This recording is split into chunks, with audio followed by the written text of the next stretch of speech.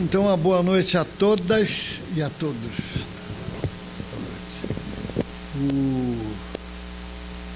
Eu não uso papel, eu uso isso aqui. É bacana, né? É o papel atual. Porque quando eu comprei um computador, eu fazia bem três coisas.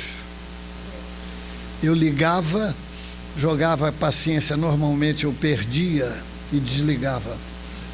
Eu estava conversando com dois amigos e aí um perguntou: qual é o teu e-mail? Eu falei: eu não tenho e-mail. Aí ele olhou para o outro rindo e falou: ele não tem e-mail.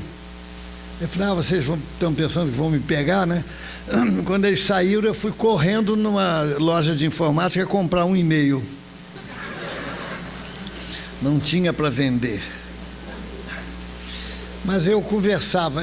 Quando era garoto, eu vi o meu pai e o meu tio falando sobre aposentadoria.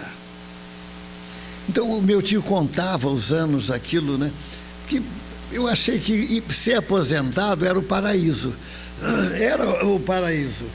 E o trabalho era um peso, era um estorvo, era uma escravidão. Então, os dois ficavam contando o tempo que faltava para se aposentarem. Eu tinha também uma amiga que ela pagou o INSS do filho com 14 anos de idade, para ele se aposentar logo. É só isso. Para ele, por que ele ia pagar? Ela ia pagar o carnê do filho com 14 anos, para ele se aposentar logo. Porque era o sonho dourado das pessoas daquela época. Hoje eu acho que não é não, se aposentar. Então, era o sonho de todo mundo. E eu conheci gente que nunca trabalhou. Eu conheci na minha juventude, lá na Jacarepaguá, da Praça Seca, naquela época a gente podia andar por ali. Hoje é mais difícil, né? Hoje você está submetido a emoções fortes. Ele nunca tinha trabalhado. Eu falei: depois que eu me tornei espírita, como é que vai ser ele quando chegar do lado de lá e os espíritos pedirem a carteira profissional dele? Para olhar, não tá em branco, não tem nada. Como é que ele vai se explicar?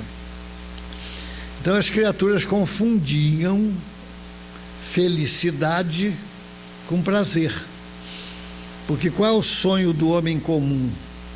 O sonho do homem comum é trabalhar, ganhar muito dinheiro para ter um lazer constante, avultado. E isso é um homem comum, porque ele não tem visão, não tem ideia da vida depois do corpo, da morte, o que é diferente do espírita. Então, o prazer a qualquer preço. Nós observamos hoje as criaturas como que enlouquecidas atrás de dinheiro. E juntando dinheiro, que eu diria que dá para umas 10 encarnações. Se eles pudessem usar o mesmo dinheiro, é como se fossem umas 10 encarnações. A ânsia, o prazer de amontoar, de guardar. Então, a cultura na Terra acha que nós vivemos por prazer, porque prazer é felicidade. Mas é um pensamento materialista. Porque não há o viver sem sofrer. Sofrimento faz parte do nosso viver. Por quê? Porque foi cristalizado e passado para as criaturas, muitas, inclusive tem espírita materialista. Muito espírita materialista que tem pavor de desencarnar. Eu acho que o espírita não deve ter medo de desencarnar. Pelo menos, eu tenho vergonha de desencarnar e chegar do lado de lá com a mala vazia. Esse é que é o grande problema que eu acho, é o grande desafio do espírita. Então, a busca excessiva do prazer chega a ser uma patologia. E aí a criatura não consegue, porque a vida nos responde muito mais com o não do que com o sim. Aí a pessoa entra em depressão e entra em desequilíbrio, enfim, e por aí afora. Porque o homem comum, ele nega que tenha vivido antes. Então, ele confunde desejos com necessidades.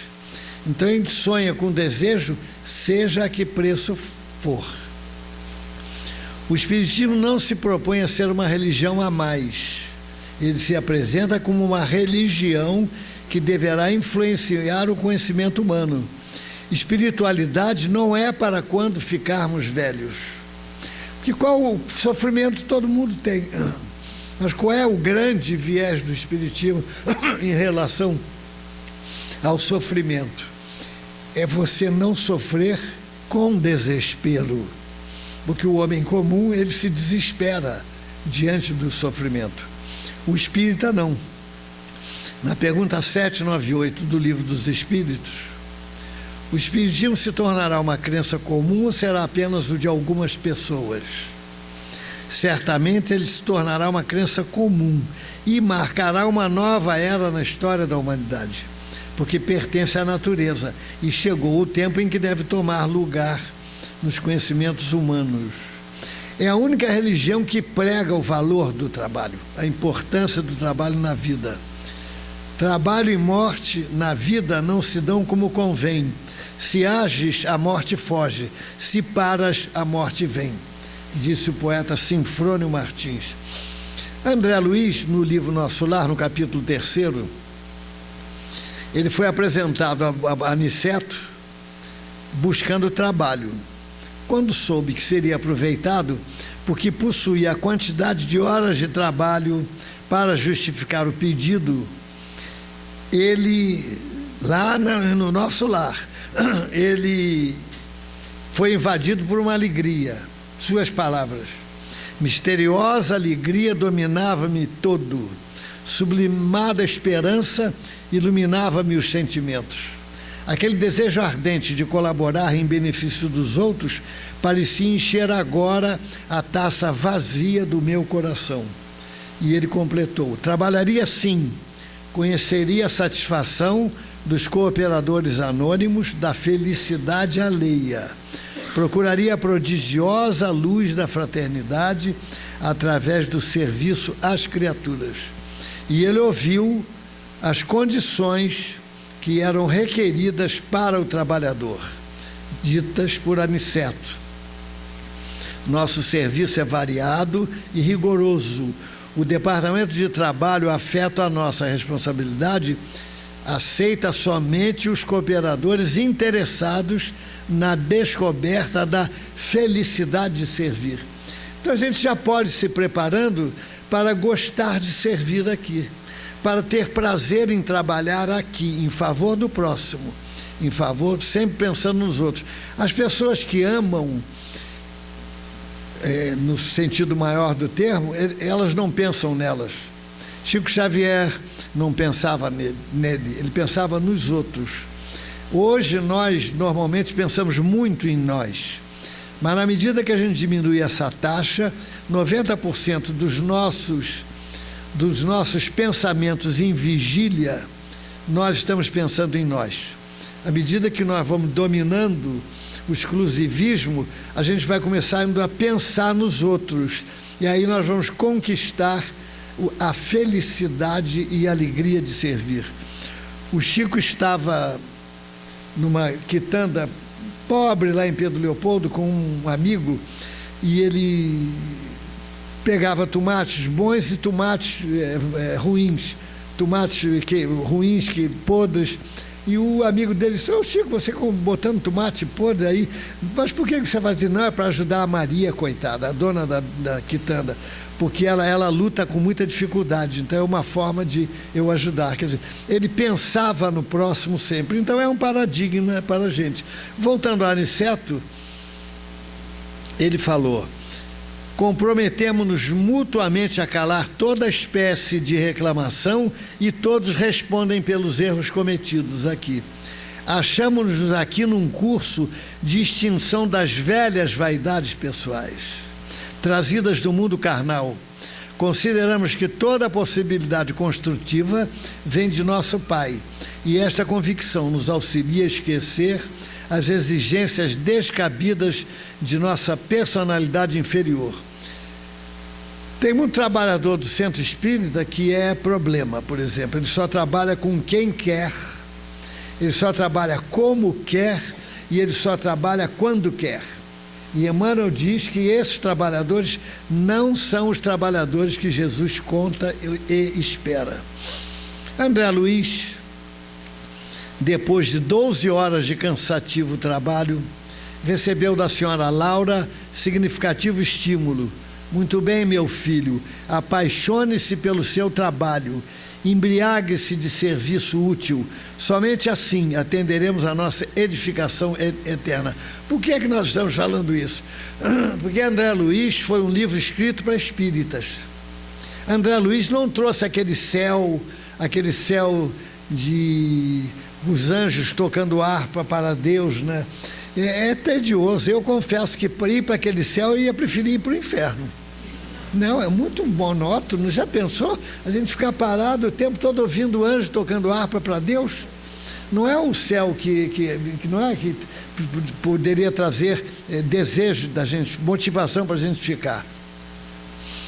Então um dia, olha só, nosso lar amanheceu em festa, quando veneranda recebeu a medalha do mérito em serviço, aspas, do mérito em serviço. Ela trabalhou 1 milhão de horas, olha, vou repetir, 1 milhão de horas trabalhadas ininterruptamente, sem interromper, sem reclamar e sem esmorecer.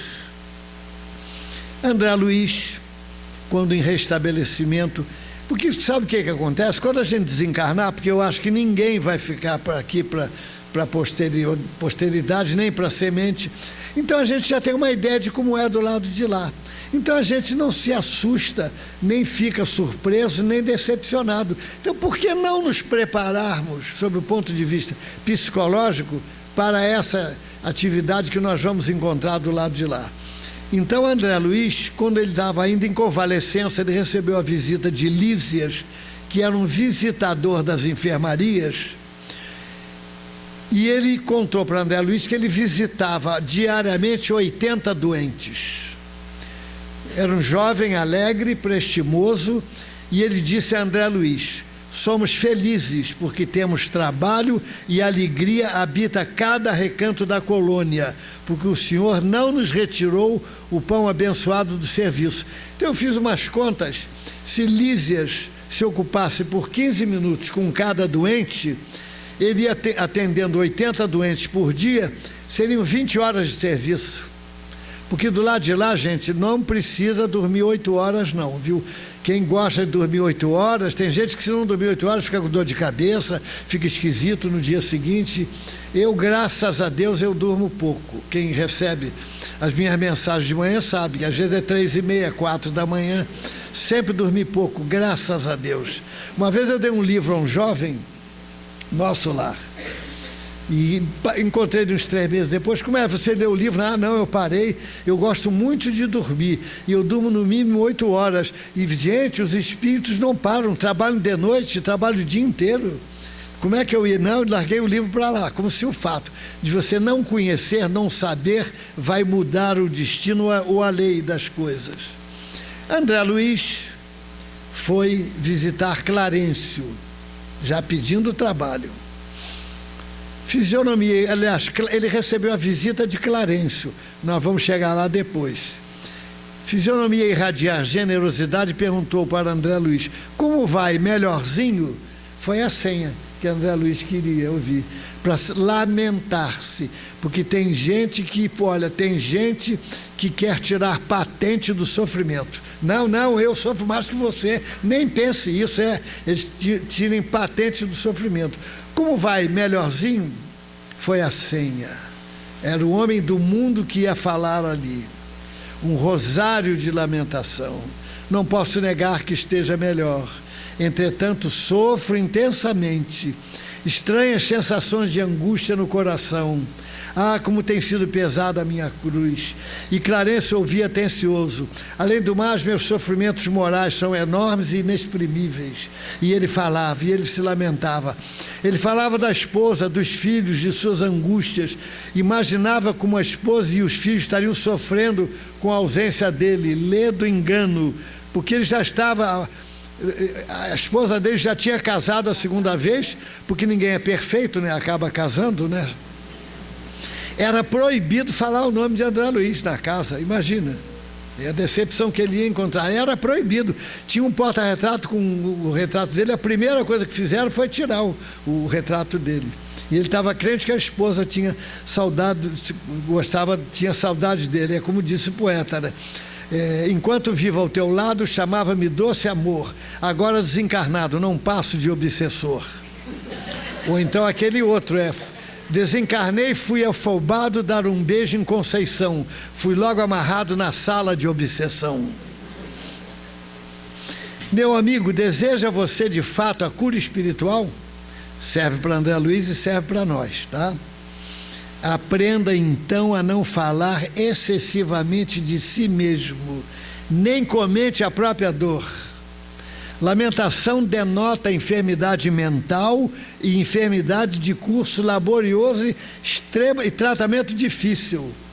Somente conseguiremos equilíbrio abrindo o coração ao sol da divindade. O César Carneiro, que era o biógrafo do Chico, ele viu o Chico tomando um café, que ele adorava tomar café, e café em Minas não é o cafezinho do nosso, não. Vamos tomar um café, eles colocam na xícara comum e enchem de café.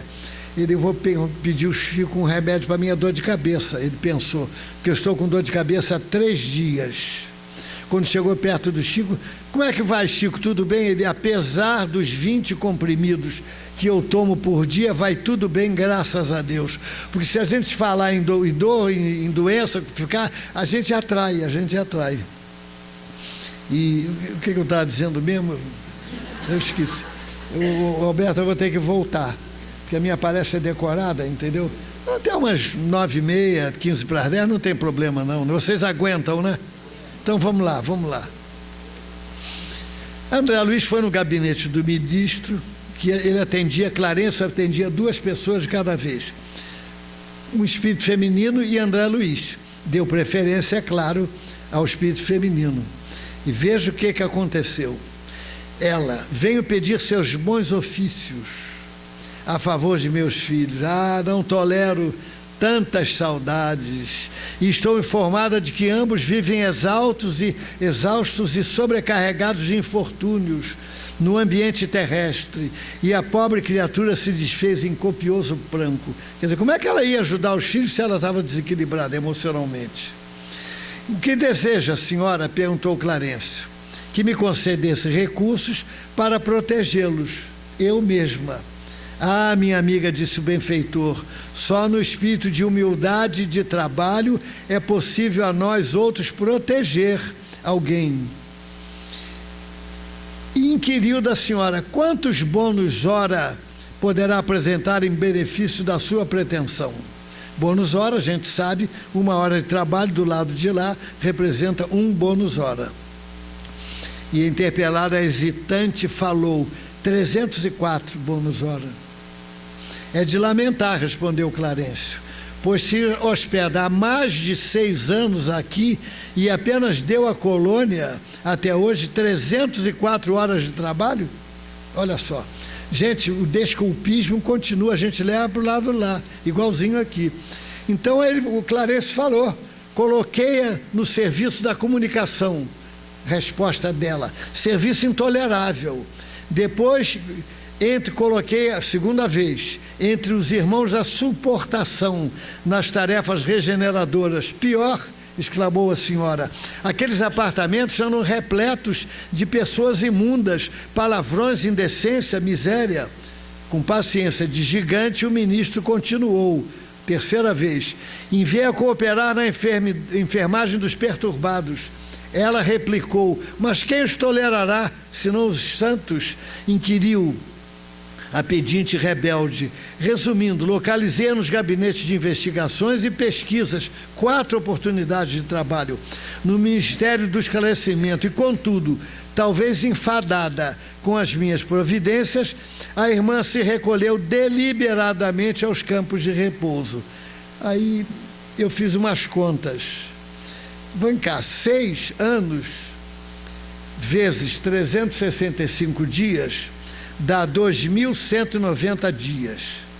2.190 dias vezes 24 horas dá 52.560 horas. Em 52.560 horas de oportunidade de trabalho, ela trabalhou apenas 304 horas. Saldo negativo, que ela poderia aproveitar para trabalho em benefício próprio. Porque, gente, o princípio central da lei de Deus, vocês lembram do princípio central da lei de Deus? Quem não lembrar, o Alberto paga o cafezinho depois ali.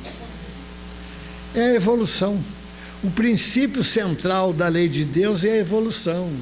E Kardec, no livro Viagem Espírita de 1862, diz que se está no Evangelho caridade, sem a caridade não há salvação, é que a caridade é tão importante que muda o nosso destino. Então, espírita sem trabalho na caridade não é o espírita que os benfeitores esperam. Espírita sem trabalho na caridade são os espíritas que os benfeitores esperam. Eu não me lembro qual é a página do livro Viagem Espírita de 1862, de Kardec. Vocês leem o livro todo que vão encontrar esse dado lá. 52.256 horas sem nada a fazer no campo de repouso. Então lá continua, a gente leva a preguiça para o lado de lá, da mesma maneira. Se na terra, vamos ver o que os poetas falam sobre isso. Se na terra ainda tem tempo, vive em tempo a trabalhar. Ai de quem volta no tempo a fim de recomeçar, disse o poeta Luís Sá. Por mais nos pareça estranho, em nós a bênção da paz conserva sempre o tamanho do trabalho que se faz. E agora é com as meninas. Jamais trabalhou Teresa, viveu de calma e descanso. Por fim, morreu de moleza na cadeira de balanço, disse Lulu Parola. Então vamos trabalhar, gente, vamos aproveitar as oportunidades.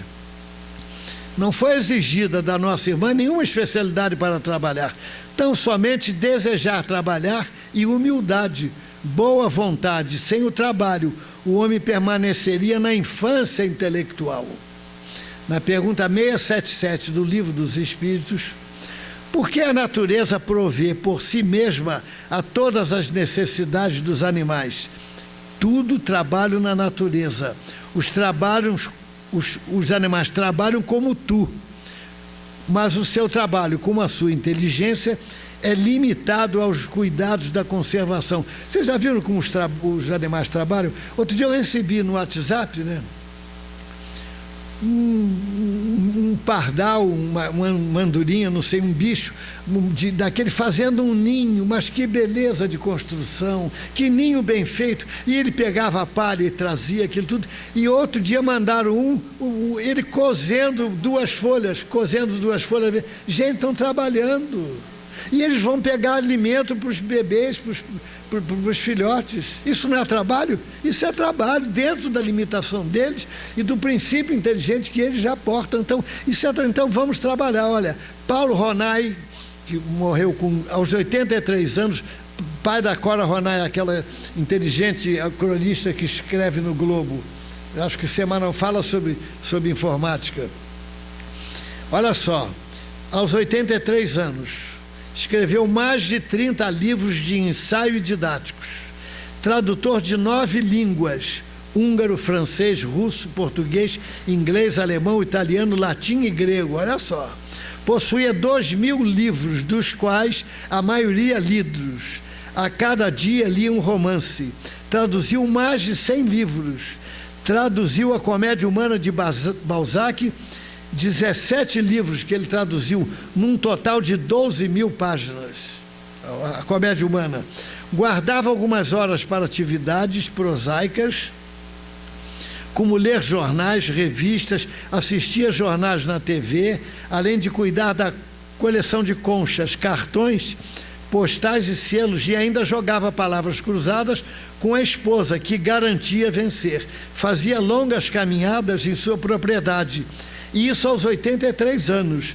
A vida, como diziam os arcadistas, é cura, deve-se tirar dela o máximo. Então, meus amigos, vamos pensar nisso, vamos pensar na possibilidade de trabalho. E agora eu vou para outro ponto aqui, porque esse já deu o que tinha que dar. Esse aqui. Porque eu recebo muito eu tenho que ficar, eu não posso, eu sempre gostei de curiosidade, de coisas novas. Então, quando me ensinaram a usar o WhatsApp, a mandar mensagem, eu mando a mensagem e aí eu faço assim para a mensagem ir mesmo, entendeu? Para ter segurança de que a mensagem foi. Eu dou aquele toque aqui e normalmente vai. Voltando, André Luiz. Voltando, André Luiz.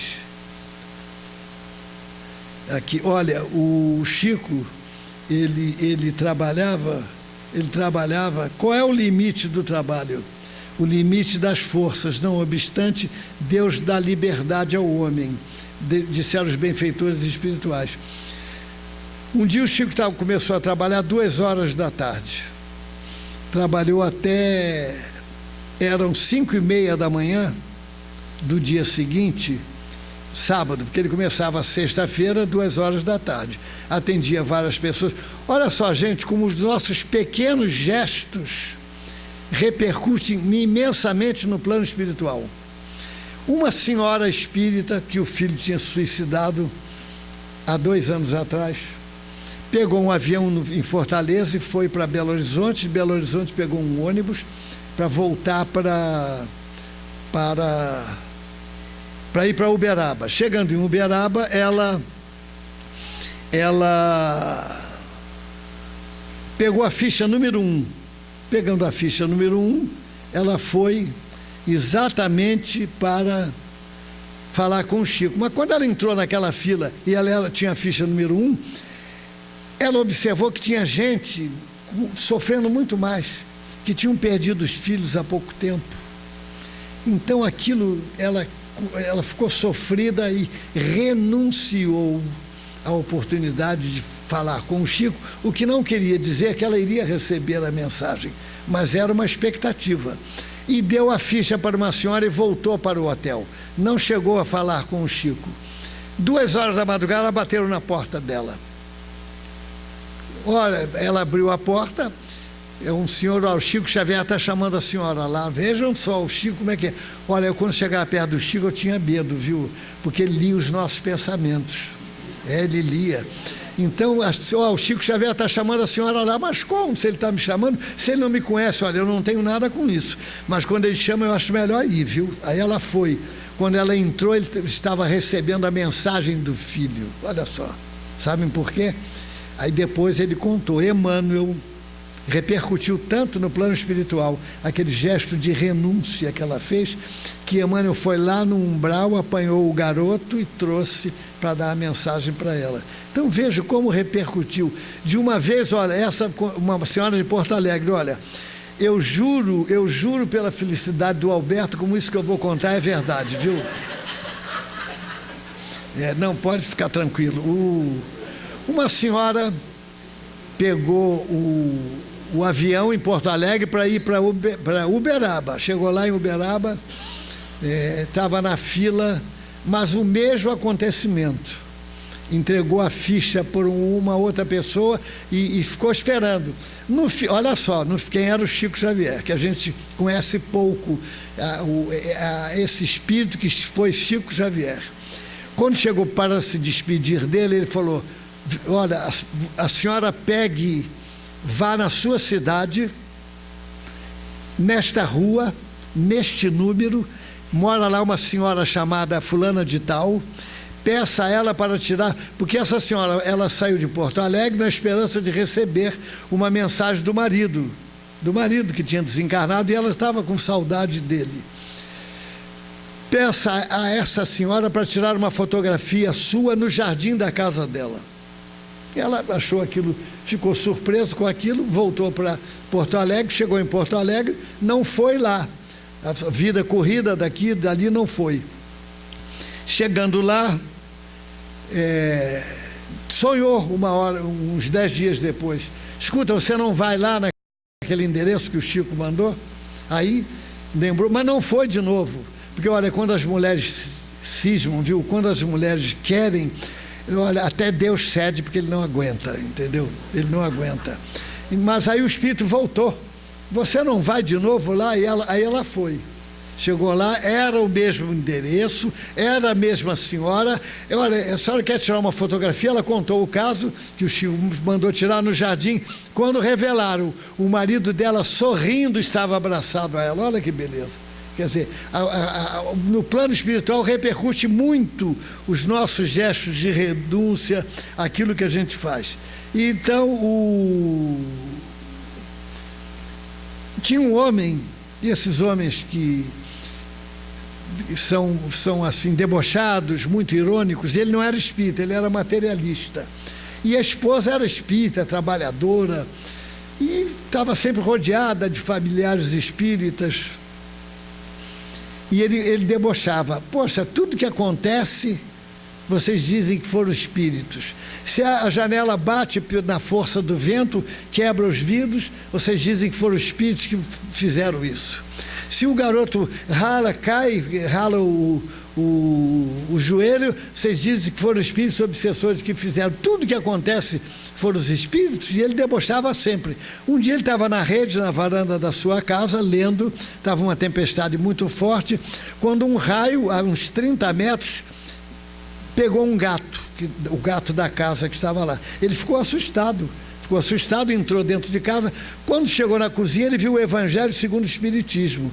Então ele pensou: eu quero ver se é verdade mesmo isso, que qualquer coisa, que foram os espíritos que fizeram. Quero ver se foram os espíritos que fizeram aquele raio cair no gato. Aí quando ele abriu o Evangelho, estava escrito lá: se fosse um homem de bem, teria morrido. Ele fechou imediatamente o Evangelho. O que aconteceu com Jerônimo Mendonça. Jerônimo Mendonça, que eu conheci lá em Uberaba, O Gigante Deitado, deve ter aí para vender o livro dele.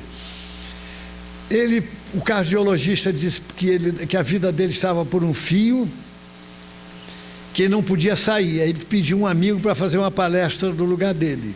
Aí o amigo foi. Dia seguinte o amigo liga: Jerônimo, eu estou arrasado, Jerônimo, você não sabe o que aconteceu. Eu capotei com o carro na estrada, tinha uma pista com óleo, escorregadia, eu capotei, e você não sabe, eu não sofri nada, mas eu estava meio atordoado, quis saber qual era o que o Evangelho ia me dizer. Peguei o Evangelho segundo o Espiritismo no porta-luva do carro. Quando eu abri, eu estou arrasado, Jerônimo, se fosse um homem de bem, teria morrido. Ele falou: Jerônimo, nem para morrer eu estou prestando, Jerônimo. Então é isso que acontece. O Chico, numa manhã, eu conto histórias, viu, Beto? Porque os exemplos são, se a palavra convence, o exemplo arrasta.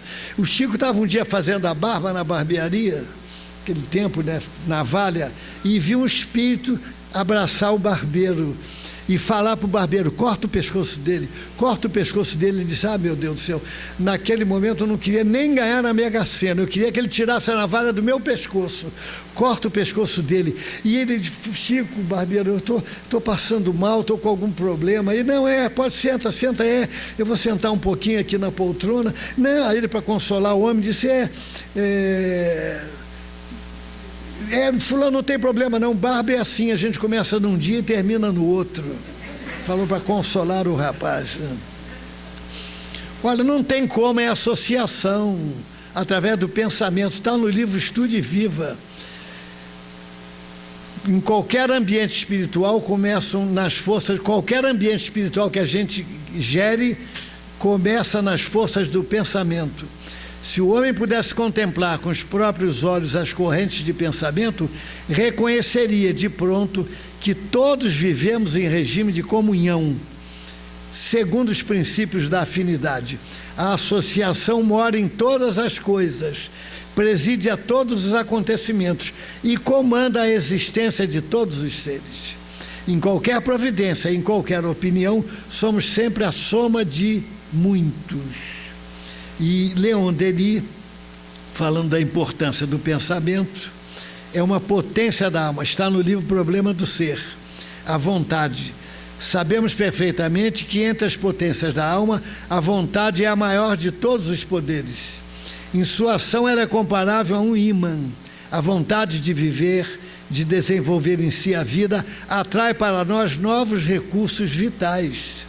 Então vamos trabalhar, vamos botar a vontade a nossa situação.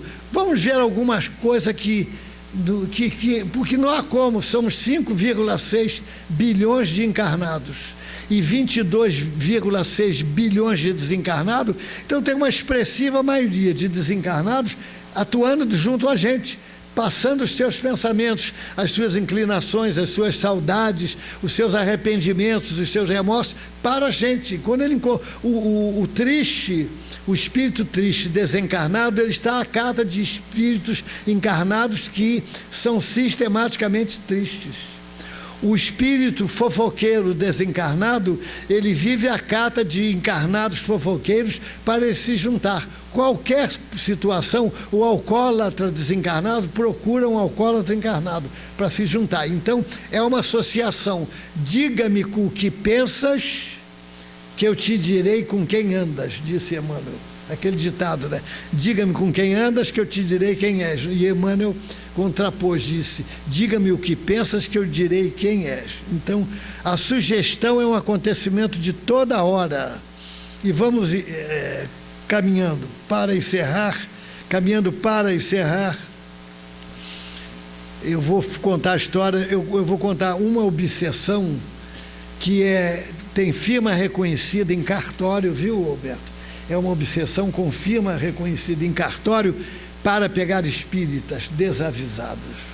Humberto de Campos, no livro Cartas e Crônicas, ele conta que ele viu o custódio, e o custódio era um espírita que o Humberto de Campos conhecera na Terra. E ele pensou, poxa, o custódio era espírita, ele deve ter saído melhor do que entrou. Porque a lógica é que o espírita saia da encarnação melhor do que ele entrou aqui. E não vamos esquecer que a nossa encarnação agora é a melhor do que a antiga. Então ninguém tem que se queixar do marido, da mulher. A mulher, a mulher inteligente, não podendo trocar a cara do marido, ela troca a decoração da casa, bota o sofá de outro jeito, umas cortinas coloridas. Elas fazem isso, né? A senhora conhece, né, esse esquema, né? Mas não olha para o lado, não olha para o lado, pensa só, viu? Então o custódio, o Humberto de Campos deu os parabéns ao custódio. Meus parabéns, meu amigo. Você deve ter saído melhor do que chegou. Deve ter levado vantagens na Terra, no que diz respeito ao crescimento espiritual. Era espírita. O custódio mostrou um semblante triste e falou: ledo engano, meu amigo, fui vítima da obsessão disfarçada, sem qualquer mostra exterior. Os espíritos agiam de tal forma que eu nem de leve lhes pressentia a presença. Como? Através de considerações íntimas. Gente, os desencarnados levam uma vantagem em relação a nós, sabe por quê? Porque eles conhecem o nosso passado. Eles conhecem o nosso ponto fraco. Vamos ver qual era o ponto fraco do custódio, que estragou uma encarnação dele. Nós vamos ver aqui. É aquela frase surda: você vai ao centro hoje, mas olha, de noite tem violência, tem assalto. Você vai ao centro hoje, olha, está ameaçando chuva, e a pessoa vai e fica acomodado, não vai. São as considerações íntimas. Então ele contou, na juventude, quando eu me animava para ir no centro, vinha aquela frase: mas custódio, esse negócio de espiritismo, alma do outro mundo, isso é para idoso, para pessoa de idade. Você é jovem, tem que gozar a vida. A ele, e uma vez, porque olha, em matéria de fazer o bem, disse Militão Pacheco, que foi vice-presidente da FEB, em matéria de fazer o bem, nós temos sido hoje constantes na inconstância e fiéis na infidelidade. Quer dizer, então o custódio ia lá, voltava, ia lá, igual um pêndulo do relógio. Um dia ia, outro dia não ia. Quando ele chegou na idade mais madura, ele casou, como eu falo, né, ninguém é perfeito. Aí, custódio, você agora não é sozinho, você agora tem uma pessoa para tomar conta. E ele, então, não. É uma frase que é muito comum no desculpismo de muita gente boa espírita.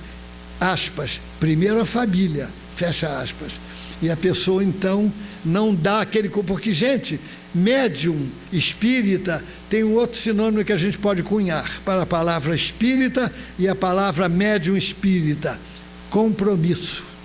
Nós firmamos esse compromisso de maneira consciente do lado de lá. E também firmamos o compromisso de receber a Maria, que a gente deixou falando sozinha no passado, sabendo que íamos enfrentar anos e anos de turbulência, de discussão, de contratempos, que ela não ia aceitar muitas vezes o nosso trabalho espírita e vice-versa. Então ele disse, e na velhice, Custódio, aí o espírito deu gargalhada. Aí não precisou dissimular. Você é velho, querer ir para centro espírita, tratar de fantasma, alma do outro mundo, o que seus filhos, o que eles vão dizer? Eles vão impedir você. Então, olha as palavras finais do Custódio. Meus perseguidores não me seviciaram o corpo, nem me conturbaram a mente. Acalentaram apenas o meu comodismo, era o ponto fraco dele. Com isso impediram qualquer passo renovador.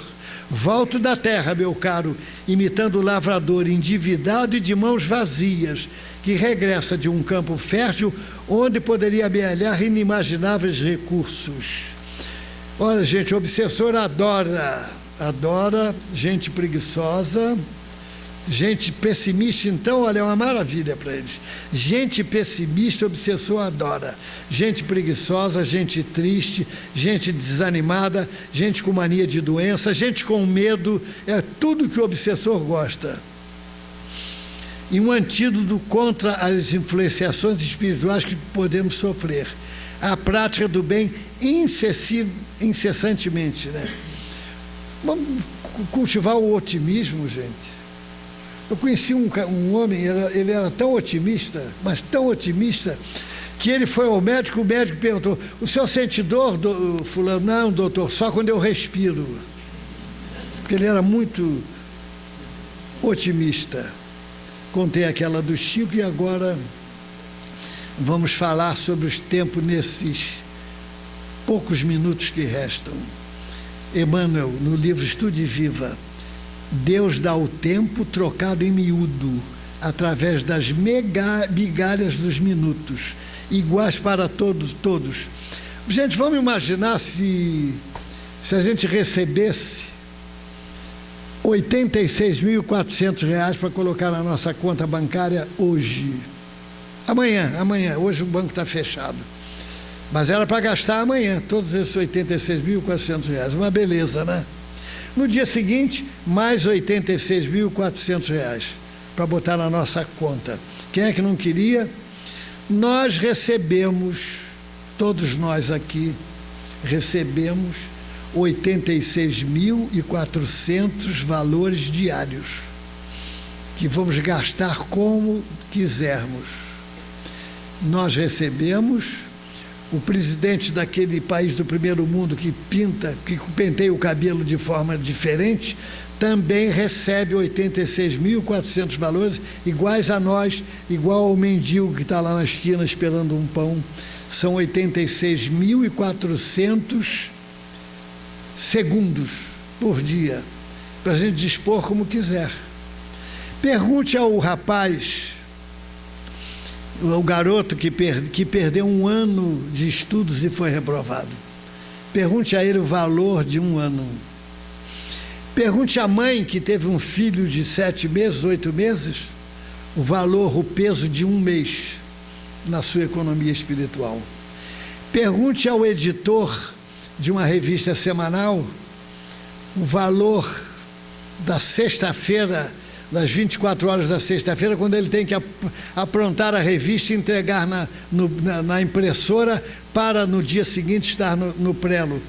Pergunte aos apaixonados o valor de uma hora, como eles ficam ansiosos para chegar àquela uma hora que vão estar juntos, que vão trocar palavras de amor.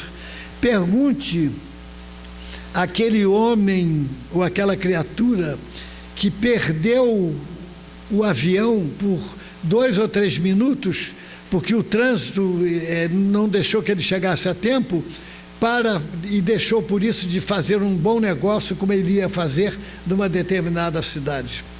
Pergunte o valor de um ano àquela criatura que 2 minutos antes, por uma razão qualquer, um contratempo qualquer, ele deixou de passar no lugar onde a marquise caiu, onde houve um acidente. Pergunte a ele o valor de 2 minutos. Pergunte ao atleta de ponta o valor de 2 centésimos de segundo, que treinou disciplinas severas, dores, para ele vencer, para conquistar a medalha de ouro, e ele, por 2 centésimos de segundo, ele perdeu a medalha de ouro. Então, minha gente, vamos buscar fazer o melhor do tempo, porque é através do melhor que a gente faz do tempo, nós conquistamos a paz. E hoje nós precisamos muito da paz, nesses conflitos que a gente vive por aí. No Velho Testamento está 89 vezes a palavra paz. E no Novo Testamento, 17 vezes. Nós precisamos de paz nessa encarnação para sairmos daqui melhores do que entramos. E como disse o poeta, se há tanta paz no azul que o céu abriga, e há tanto azul que tanto bem nos faz, se há tanto azul e há tanto céu, me diga, por que é que o homem não encontra a paz? Se há tanta paz no verde mar da onda, que faz-se verde e em branco se desfaz, se há tanta onda pelo mar, responda, por que é que o homem não encontra a paz? Se há tanta paz no olor das multicores, flores, orquídeas, rosas, manacás, se há tanta paz em cada flor e há tantas flores, por que é que o homem não encontra a paz? Se há tanta paz nos cânticos suaves que entoam nas alvoradas os sabiás, se há tanta paz num canto de ave e há tantas aves, por que é que o homem não encontra a paz? Se há tanta paz na brisa que desliza sobre as folhagens, tímida e fugaz, se há tanta paz na brisa e há tanta brisa, por que é que o homem não encontra a paz?